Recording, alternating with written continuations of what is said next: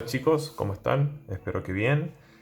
A continuación les voy a mostrar la principal diferencia del punto de vista de la concepción, ¿sí? La principal diferencia que intervienen en la formación, ya sea de una helada blanca o negra, de lo que comúnmente se conocen, que se clasifican dentro de las heladas radiactivas. Entonces para ello vamos a hacer un gráfico bastante simple, ¿sí? En donde vamos a marcar el eje de la ordenada, el eje Y, y el eje de las abscisas, el eje X, en donde aquí van los valores de temperatura en grados Celsius. Y aquí en el eje de las ordenadas va a ir representada la tensión de vapor, que es como la humedad que hay en el ambiente, la cantidad de agua en forma de vapor que hay en un ambiente, o sea, en el aire, en un lugar determinado. Esa situación, si la vamos a modo de ejemplo, le vamos a dar como que tiene un comportamiento ascendente, ¿sí? En donde al comienzo desciende y luego, ¿sí? Tiende a ascender y tiende a estabilizarse. Solamente a modo de ejemplo. Entonces, para explicar esta diferencia, vamos a partir de dos situaciones. Una situación A y una situación B. Aquí vamos a suponer que, por ejemplo, ¿sí? En este nivel se encuentran los 0 grados Celsius. Para acá irían los menos 1, menos 2 y así sucesivamente. ¿Sí? Y acá podemos partir de los 5 grados, 4, 3 y así sucesivamente. ¿Sí? Bien, entonces vamos a partir de la situación A. En esta situación A, ¿sí? La temperatura va a empezar a descender porque estamos en camino hacia una helada.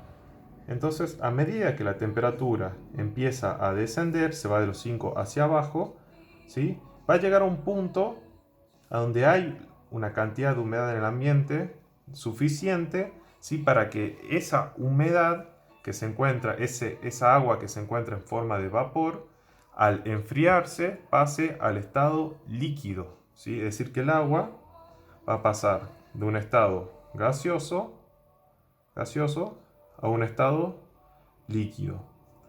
Este cambio de materia, ¿sí? Este cambio de la propiedad del agua que pasa de un estado gaseoso a un estado líquido, es un proceso exotérmico. Es decir, que hay una liberación de calor. ¿Y cuánto calor libera? ¿Sí? Aproximadamente se libera 600 calorías por cada gramo de agua, ¿sí? Que sufre esta transformación de materia. Bien. Ahora, entonces, cuando llegamos a este punto, que es lo que se conoce como punto de rocío, que es lo que uno observa a la mañana cuando se levanta generalmente tempranito, mirar el rocío que cayó, cuando se puede ver en la superficie de los autos que duermen, que los autos que dejamos en la noche afuera, ¿sí? Como se encuentra con ese rocío, esa es agua condensada, es agua que ha pasado del estado gaseoso al estado líquido justamente por el enfriamiento del aire, ¿bien? Entonces acá, en todo este proceso, ¿sí? Ocurre una liberación de calor, ¿sí? De 600 calorías por cada gramo de agua, a partir del punto de rocío. Entonces, eso todo el tiempo está liberando calor a la atmósfera. Esta temperatura sigue bajando, se sigue liberando calor, pero sigue bajando la temperatura hasta llegar a los 0 grados Celsius. Acá es lo que se denomina como, ¿sí? Punto de congelamiento. Punto de congelamiento, que es donde esta agua líquida, ¿sí? Que el agua condensada de rocío, pasa al estado sólido, que es la famosa escarcha. Es decir, que el agua ya pasó de un estado líquido, ¿sí? A un estado sólido. Este cambio de materia nuevamente vuelve a liberar energía al medio, vuelve a liberar calor. ¿Y cuánto calor libera? Aproximadamente 80 calorías por cada gramo de agua que es transformada. Es decir, que desde este punto, ¿sí? Perdón, desde este punto, desde el punto del agua que está en estado gaseoso hasta donde el agua que está en estado sólido o la escarcha, se han liberado 680 calorías por cada gramo de agua transformada. Y esta es la famosa helada blanca, ¿sí?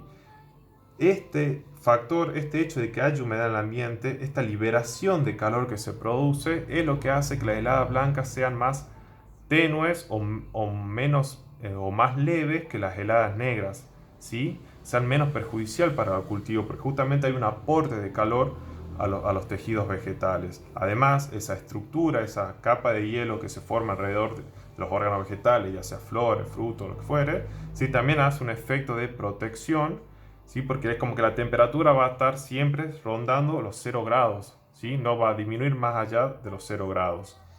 Esa es la helada blanca. Luego tenemos la otra situación, que es la situación B, donde se formará la helada negra. Y esto lo podemos graficar desde acá. Supongo que partimos de este punto, exactamente igual que el punto A, y la temperatura empieza a descender, pero como hay un ambiente que no hay mucha humedad, un ambiente más seco, no hay agua para condensar, porque no hay humedad en el ambiente, ¿sí? En forma gaseosa. Entonces la temperatura sigue descendiendo, y va a descender más de 0 grados Celsius, es decir, se vaya a -1, -2, -4, -5, porque no hay liberación de calor al ambiente a no haber humedad, ¿sí? Entonces, por ello que las heladas negras son mucho más intensas, son mucho más severas o agresivas para el cultivo, para nuestras plantas ornamentales en nuestro caso, que una helada blanca, porque no hay esta liberación de calor al medio, ¿sí? Y de allí es que provienen los diferentes tipos de paisajes que uno encuentra frente a una helada blanca, donde encontramos toda esa escarcha formada, casi que a priori pareciera como nieve, pero no lo es, ¿sí? Y diferentes los cultivos que encontramos cuando hay una helada negra, donde el síntoma clásico son los cultivos o las plantas como si hubieran sido quemadas, ¿sí? Todos los tejidos necrosados y demás. Porque al no congelarse la humedad en el aire, al no congelarse el agua, ¿sí? Lo que se congela es justamente líquido que se encuentra en las intersecciones intracelular o intercelular del tejido vegetal. ¿Sí? Es decir, se forman pequeños cristales de hielo dentro del tejido de la planta, es decir, el agua intracelular, y luego esos cristales de hielo, ¿qué es lo que pasa? Generan una presión en las membranas, a nivel celular estamos hablando, que genera la elipsis celular, por lo tanto esa planta pierde el agua, se rompe esa membrana, se pierde esa agua y esa planta se termina marchitando y muriendo. Obviamente que esta situación B de una helada negra es muchísimo más difícil de controlar, no sé si imposible, no es imposible, pero sí es bastante difícil de controlar por la cantidad de energía que hay que liberar al medio, ¿sí?